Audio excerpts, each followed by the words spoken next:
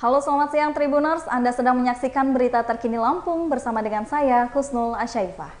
Kami akan menyajikan informasi terkini dan menarik lainnya untuk Anda di berbagai daerah di Provinsi Lampung.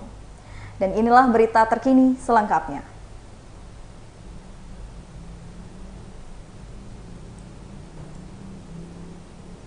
Bea Cukai Bandar Lampung musnahkan barang bukti senilai 32,4 miliar. Kantor Pengawasan dan Pelayanan Bea dan Cukai KPPBC Bandar Lampung memusnahkan sejumlah barang bukti hasil penindakan. Barang bukti berupa rokok, minuman keras, perangkat elektronik, airsoft gun, serta obat-obatan merupakan hasil penindakan yang dilakukan KPPBC dalam kurun waktu 1 tahun terakhir. Kepala KPPBC Bandar Lampung Esti Wiyandari mengatakan barang ilegal tersebut diamankan dari hasil penindakan yang dilakukan Juli 2020 hingga Mei 2021. Esti mengatakan untuk penindakan barang dari dalam negeri merupakan rokok tanpa cukai resmi dengan total 29,6 juta barang. Menurutnya, 29,6 juta batang rokok merupakan pemusnahan barang kena cukai ilegal dengan jumlah terbesar di DJBC selama tahun 2021. Seluruh barang yang dimusnahkan mempunyai total nilai barang sebesar 32,4 miliar. Esti menambahkan rokok dan minuman alkohol didapati dari hasil operasi penindakan oleh petugas terhadap sarana pengangkutan, seperti bus penumpang, truk, serta jasa angkutan barang atau ekspedisi. Operasi tersebut juga dilakukan terhadap toko-toko eceran yang berada di wilayah Lampung. Barang larangan dan atau pembatasan merupakan barang impor yang pemasukannya wajib memiliki perizinan impor dari instansi terkait. Esti menambahkan selama 1 tahun berhasil dilakukan penindakan barang impor dan cukai sebanyak 173 kali dengan estimasi potensi kerugian negara sebesar 57,3 miliar rupiah. Dari segi penerimaan negara, KPPBC Bandar Lampung telah menghimpun penerimaan negara per tanggal 31 Agustus sebesar 1,3 triliun. Sementara itu, Gubernur Lampung Arinal Junaidi berharap penindakan yang dilakukan Bea Cukai juga didukung oleh masyarakat. Menurutnya, peredaran barang ilegal tersebut jelas menyasar ke masyarakat. Arinal menambahkan pemerintah akan memberikan solusi dalam menekankan peredaran barang ilegal tersebut. Yaitu salah satunya pemerintah bakal menginstalasi bersama pihak Bea Cukai Bandar Lampung melakukan pengembangan di bidang teknologi informasi. Arinal meyakini pengembangan teknologi informasi bisa diselesaikan di awal tahun depan sehingga bisa difungsikan dengan maksimal.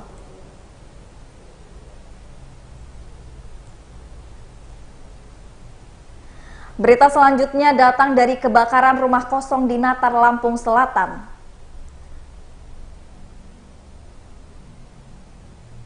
Telah terjadi kebakaran rumah tak berpenghuni di Desa Haji Mena, Natar, Lampung Selatan pada Selasa 28 September 2021. Rumah yang terbakar itu bersebelahan dengan dealer Suzuki. Warga sekitar memperkirakan kebakaran tersebut terjadi pada pukul 19 waktu Indonesia bagian Barat. Meski sempat mengalami keterlambatan, akhirnya sejumlah mobil pemadam kebakaran tiba di lokasi kebakaran. Tepatnya sekitar pukul 19 waktu Indonesia bagian Barat, satu persatu unit damkar tiba untuk membantu memadamkan api. Belum diketahui sumber kebakaran, namun yang jelas saat ini petugas pemadam kebakaran tengah berupaya memadamkan api. Peristiwa tersebut menjadi tontonan warga sekitar dan pengguna jalan. Alhasil, arus lalu lintas dari Bandar Lampung ke arah Bandara Raden Intan sempat mengalami kemacetan. Aparat kepolisian sektor Natar Polres Lampung Selatan tengah melakukan penyelidikan mengenai penyebab kebakaran sebuah rumah di Haji Mena pada Selasa 28 September 2021 malam. Kapolsek Natar AKBP Gigih Andria Purwanto mengatakan jajarannya telah melakukan olah tempat kejadian perkara gigih melaksanakan kebakaran tersebut pertama kali diketahui oleh seorang satpam dealer mobil yang berada persis di samping lokasi rumah yang terbakar. Saat itu lanjut gigih, satpam dealer melihat adanya percikan api dari bagian dalam rumah tersebut. Gigih menambahkan bangunan rumah tersebut merupakan aset dari PT Persada Lampung Raya atau dealer Suzuki mobil. Namun diketahui rumah tersebut sudah lama tidak dihuni atau difungsikan, sehingga kebakaran rumah tersebut dalam keadaan kosong. Berikut wawancara dengan seorang warga sekitar.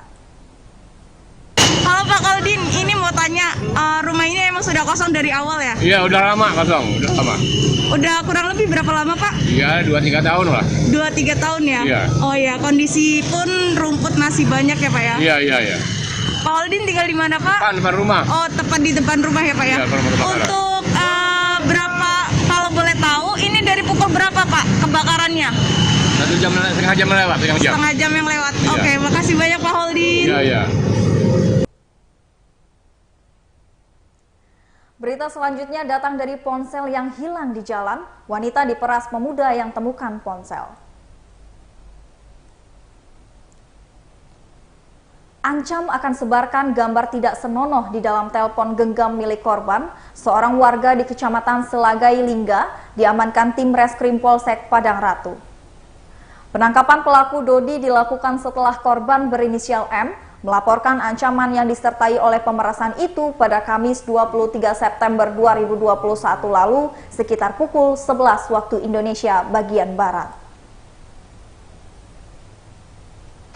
Kapolsek Padang Ratu Kompol Muaslin mengatakan korban melaporkan aksi pemerasan itu kepada pihaknya. Pelaku menelpon korban M dan menyuruh ketemuan di salah satu tempat di kawasan Kecamatan Payung Rejo, Kecamatan Pubian pada Kamis 23 September 2021. Korban M mengatakan awal pemerasan itu bermula saat korban kehilangan telepon genggam miliknya di jalan pada Kamis 23 September 2021 lalu. Setelah itu, korban menelpon ke nomor telepon genggam miliknya dan diangkat oleh pelaku Dodi. Menurut M, pelaku meminta sejumlah uang kepada dirinya dan mengancam akan menyebarkan foto-foto tidak senonoh kepada orang lain. Sebelum bertemu pelaku, korban kemudian melaporkan dugaan pemerasan itu kepada pihak Polsek Padang Ratu.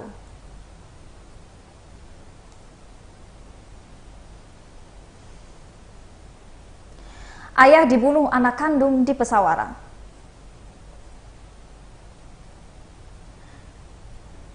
Seorang anak menghabisi nyawa ayahnya terjadi di Kabupaten Pesawaran. Awalnya kematian seorang ayah ini dilaporkan karena tindakan mengakhiri hidupnya sendiri. Namun petugas mengendus adanya kejanggalan yang pada akhirnya membongkar peristiwa pembunuhan yang dilakukan oleh anak kandung. Korban Muhammad Yamin, warga Kelurahan Tomang, Kecamatan Grogol, Patumbara, Jakarta Barat, Jakarta. Sedangkan pelakunya Ubay, warga desa Kedondong, Kecamatan Kedondong, Kabupaten Pesawaran. Ubay merupakan anak kandung dari Muhammad Yamin, sedangkan Muhammad Yamin berada di kediaman Ubay sejak 5 bulan sebelumnya. Kapolsek Kedondong AKBP Amin Rusbahdi mengungkapkan pembunuhan itu dilakukan dengan cara memukul korban dengan satu unit alat serutan es yang terbuat dari kayu balok warna coklat. Kayu itu dengan tempelan fiber berwarna hijau dibungkus plastik bening mengenai kepala belakang korban hingga korban terjatuh. Tidak sampai di situ, pelaku Ubay menggantung korban dengan menggunakan tali rafia dengan mengikat leher korban. Lalu pelaku menggantungkan di kaso atap genteng rumah di bagian dapur rumah pelaku. Upaya itu dilakukan untuk menyamarkan perbuatan Ubay agar kematian ayahnya seolah-olah mengakhiri hidupnya sendiri. Peristiwa itu terjadi pada Minggu 26 September 2021 pukul 14.30 waktu Indonesia bagian Barat.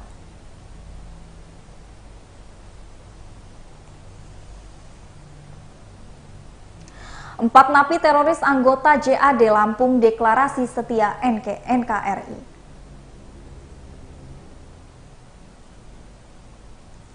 Sejumlah narapidana teroris jaringan Jamaah Ansharud Daulah atau JAD Lampung mendeklarasikan diri mereka untuk setia pada Negara Kesatuan Republik Indonesia atau NKRI.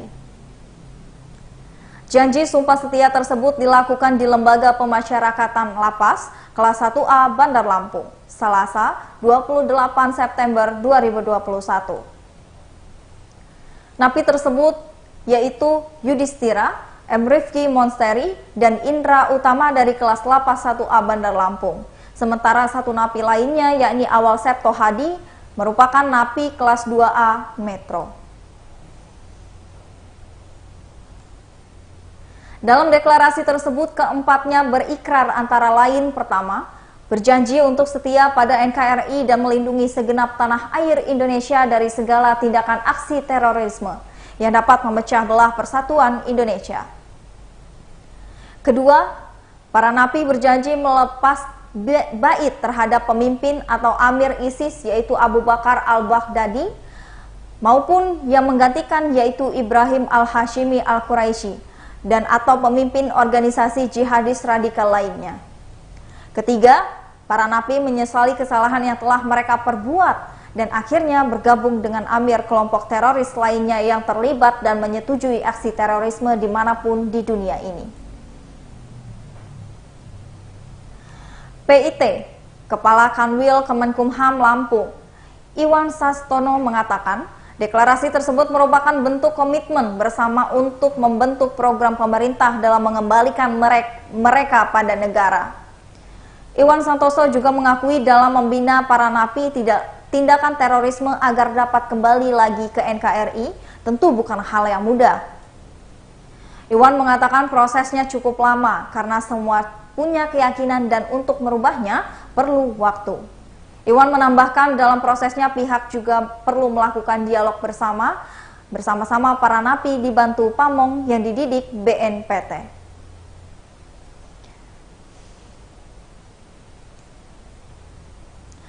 Berita selanjutnya yaitu membeli buah senilai 16 juta tanpa membayar, wanita asal Lampung Utara diamankan polisi. Seorang wanita Parubaya berinisial TS, 36 tahun, diamankan Sareskrim Polres Lampung Utara lantaran diduga melakukan penipuan. Warga desa Cahya Negeri, Kecamatan Abung Barat, Lampung Utara itu dilaporkan ke polisi oleh AE, 32 tahun, warga Jalan Tupai, Kelurahan Sidodadi, Kecamatan Kedaton, Bandar Lampung. AE melaporkan TS ke Polres Lampung Utara dengan nomor LP 830B 19/2021 Polres LU Polda Lampung tanggal 1 September 2021. Kasat Reskrim Polres Lampung Utara AKBP Eko Rendri Oktama menjelaskan kasus berawal dari AE memasang iklan menjual buah melalui marketplace di Facebook. Lalu korban dihubungi oleh TS yang mengaku bernama Sinya. Ia memesan 75 karet buah dan meminta korban untuk mengantarkannya ke depan kios buah Seotina di Jalan M. Muhammad Arifin, Kota Bumi. TS mentransfer uang muka sejumlah 500.000 kepada korban, kemudian ia menjanjikan membayar sisanya uang setelah pemesanan sampai di tempat tujuan. Setelah tiba di lokasi, buah pesanan dimasukkan ke mobil TS. Sebelum pembayaran dilunasi, mobil tersebut langsung pergi. Untuk mengalihkan perhatian TS mengajak korban makan bakso. Beberapa saat kemudian TS meninggalkan korban dengan alasan ingin membeli tekwan. Namun ia tak kunjung kembali. Korban pun melaporkan ke Polres Lampung Utara. Akibat kejadian itu korban mengalami kerugian 78 karet berisi buah kelengkeng dan 1 box buah apel Fuji senilai 16 juta. Eko menjelaskan melalui serangkaian penyelidikan, polisi mendapati keberadaan TS di Jalan Raden Intan, Tanah Miring, Kelurahan Kota Alam, Kecamatan Kota Bumi Selatan. Pada Minggu 26 September 2021 sekitar pukul 10.30 waktu Indonesia bagian Barat. Dengan melakukan penyamaran, petugas berhasil menangkap pelaku Dari hasil pemeriksaan, pelaku juga pernah melakukan penipuan dan penggelapan di berbagai lokasi. Saat ini TS masih diamankan di Mapolres Lampung Utara. Ia akan dijerat pasal 378 dan atau pasal 372 KUHP.